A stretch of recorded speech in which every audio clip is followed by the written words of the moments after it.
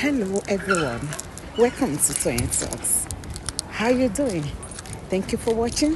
Till I'll see you in my next video. Stay safe, stay blessed. I love you. Bye. Mama, ẹni sùúrù. Mama, ẹni sùúrù. Ẹ sáré gbé fóònù fàdúrà. Iya Mohbad, àwọn wo ni ò fẹ́ jẹ́ k'Adura sọ̀rọ̀? Adura ti ní many opportunity láti sọ̀rọ̀ ní many places. Jẹ́ kó sọ̀rọ̀. Àwọn wo ni ò jẹ́ k'Adura sọ̀rọ̀? Kẹ́ ẹ lahùn, kẹ́ ẹ jẹ́ ká gbọ́. Àwọn wo ló ní k'Adura má sọ̀rọ̀? Because Adura ti rí many opportunity láti sọ̀rọ̀ tí ò sọ nǹkan kan tó yẹ pé ẹ̀ ń tì ríbo rabo ni. Àkàdúrà kí àwọn èèyàn. Mo mọ̀ pé àdúrà wọn ṣe ọlọ́rọ̀ púpọ̀. Bá àwọn èèyàn máa like láti gbóhùn àdúrà. Àdúrà. Báwo ni ṣàlàáfíà ló wà àdúrà? No worries. Àwọn fans ẹ fẹ́ mọ̀ pé àlàáfíà ló wà pé nǹkan kan. Fans wo l'Adura ni? Torí ẹ bẹ̀rẹ̀ hyper. Ẹ ti rí hyper ọmọ lọ́mọ. Fans wo ló ní? Lórí orin wo ló fi ní fans? Ẹ ti fẹ́ fi hype báyé ọmọ yìí jẹ́. Nǹkan tí ó tó lẹ̀ ń pè yìí. Fans wo ló ní? Lórí orin wo ló ti ní fans? Fans mélòó ló wà nílẹ̀ fún Adura? Tẹ́ ní àwọn fans ẹ̀. Ẹ kàn fẹ́ fi hype báyé ẹ̀ jẹ́ ni. Àbí kí lẹ́ni mo wí? Fans mélòó l'Adura ti ní? Lórí orin wo ló ní fans? Orin wo ló go viral? Fans wo ẹ kàn ń tọmọ yìí ni abẹ́fẹ́ robot. Abẹ́fẹ́ ẹyẹ tọmọ yìí mọ́ gbogbo ara lè bí ọmọ yìí lọ́mọ. Nǹkan tó bá ṣe jẹ́ ní kẹ́ ẹ jẹ́ ká pè. Nǹkan tí ó tó ẹ má yẹ ká pè. Ọmọ yìí ò tí ì tó gbogbo bí tẹ́ ẹ̀ hype ẹ lọ pa àwọn fans ẹ̀. Àwọn wo làwọn fans ẹ̀?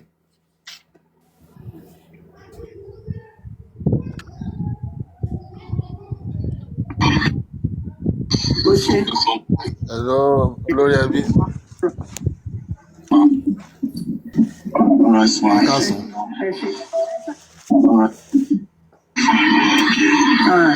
Cousin. You saying about me?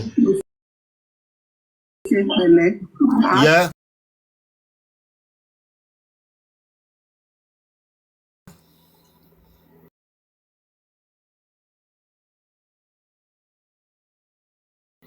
Ta ló ń sọ̀rọ̀? Hello. Ìfẹ́ bọ̀bọ̀ ló sọ̀rọ̀. Kí ló ń ṣẹlẹ̀?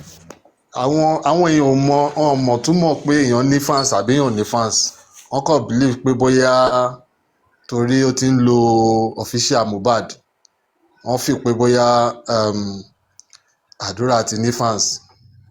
Anyway, as bí mi ṣe ríṣẹ́ tẹ̀ ń ṣe lọ, I'm very happy to be on this platform.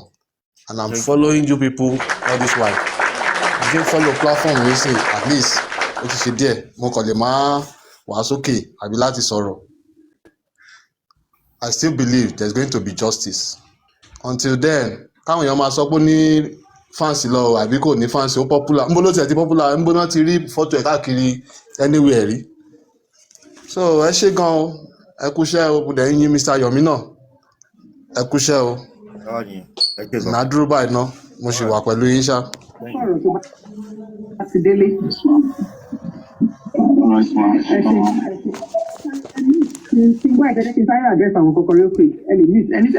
Kofi, ìwọ ni fans ẹ̀. Kofi ni fans Adura. Sí, ṣe rí ọmọ tó ń jẹ́ Mohbad yẹn. Bí ẹ fẹ́ gbọ́ àbẹ́ fẹ́ believe it or not, his spirit is very strong. Ben. And we saw him. At every point where I find it roadblock, we always had people coming up and coming through. We had people like, even in fact, I'm just very thankful for everybody, and I have to just thank these people. I have to thank Mercy. I have to thank Mercy Found Me, not just for staying live and recording the majority of those shows, but for being here and for supporting these people. And for staying strong. It took all of us to make sure that our mental health was intact with this, because we know what we went through. We know how we had to, even though we had a lawyer on ground, we were calling another lawyer, we were picking for lawyer. We knew that this thing was going to get here. As a matter of fact, Mercy, I remember on the first day, Mercy said to the lawyer, courts. The lawyer said, no, hold on. I'm not going to initiate courts. I see what that we should wait for them to initiate the court. And Messi said, hey, Toba lo initiate court in the last minutes. And Messi, Toba initiate in 5 minutes to 5. Nearly Friday. Wallahi, I'm a babeli. Let them explore all their power and everything that they can. And then that happened that Friday. I also need to thank King White's wife. Because she is like literally the pulling force. When you have one person that pulls everybody together, she was that person. And we stayed on, I can tell you people, from the moment that King White and Adura were malhandled and picked up, till this minute, we have a group call that has not stopped. And it is this babe that held the group call and made sure that we were coordinating and we were not missing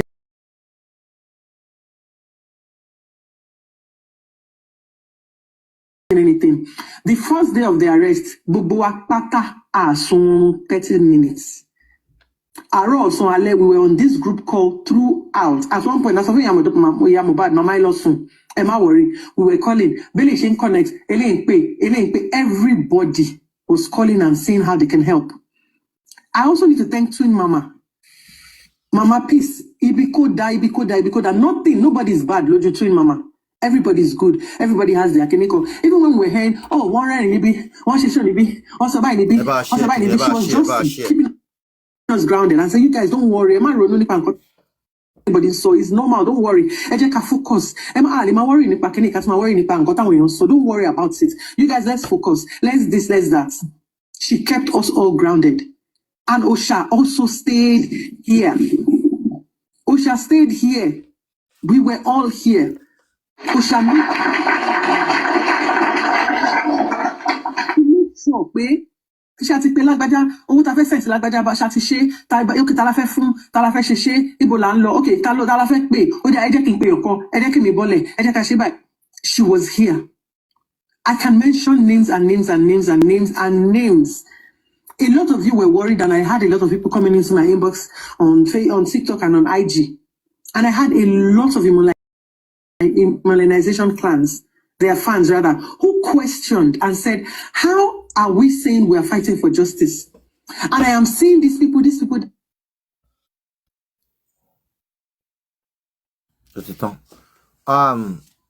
Lagata, báwo ni? Onílé, ẹ jẹ́ ká sọ̀rọ̀ nípa corona inquest. Kí ló ṣẹlẹ̀? Nítorí àmọ́ nǹkan tó ṣẹlẹ̀. Èmi gẹ́gẹ́ bí ẹnìkan àmọ́ nǹkan tó ṣẹlẹ̀ ní corona inquest. Let's talk about corona inquest. Ṣáwọn Naira Marley wá, mo gbọ́ pé wọ́n ní Naira Marley orí kámẹ́rà máa ti pè.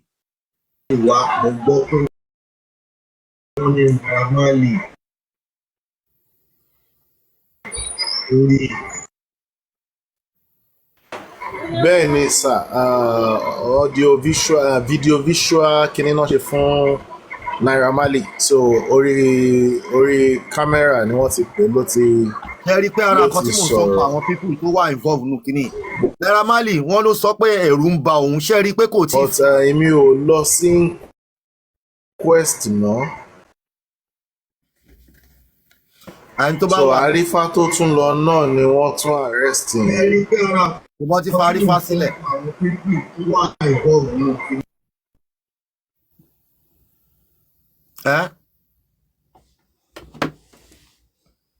Bẹ́ẹ̀ ni wọ́n fi sílẹ̀ lọ́jọ́ yẹn náà ní.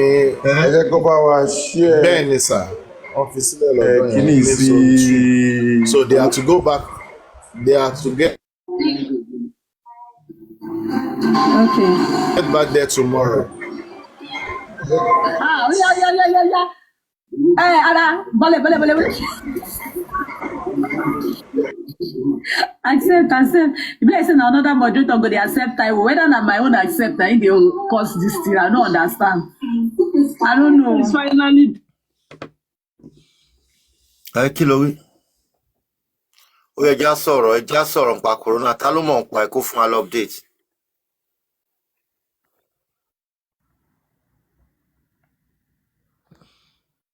Hello.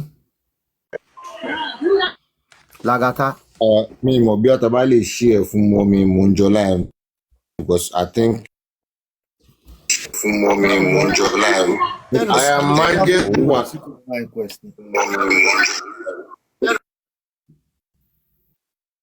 Still no send message saying kí ló wí àwọn àjì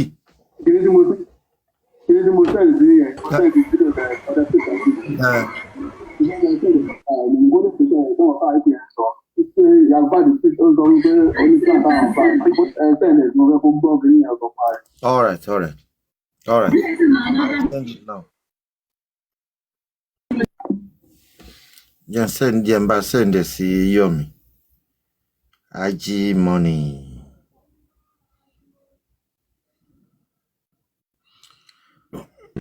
I am majesty no message. Jẹ́ kí n kọ Yeah, tá bá lè rí owó ní kókó pé.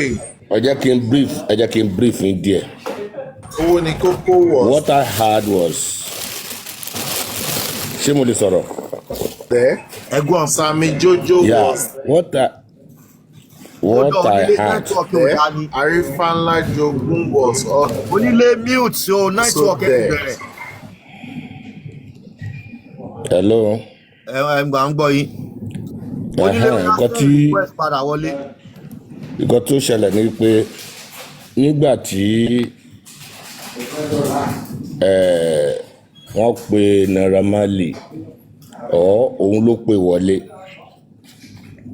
wọ́n béèrè lọ́wọ́ ẹ̀ pé kí ló dé tí kò ṣe lè wá ó ṣe jẹ́ orí fídíò something ó dẹ̀ jẹ́ pé security ni pé ẹ̀rù Ìkòròdú ń bà òun láti wá ó dẹ̀ give evidence àwọn instances tí ó ṣe lè wá ṣáókè wọ́n wá bẹ̀rẹ̀ sí cross examine ẹ̀ ó dẹ̀ kó wọ́n náà béèrè lọ́wọ́ ẹ̀ pé òkè ṣó mọ Mohbad lòun mọ̀ báwo ló ṣe mọ̀ ó ní ọmọọṣẹ́ òun ni okay for how many years ló ti bẹ́ẹ̀ ṣiṣẹ́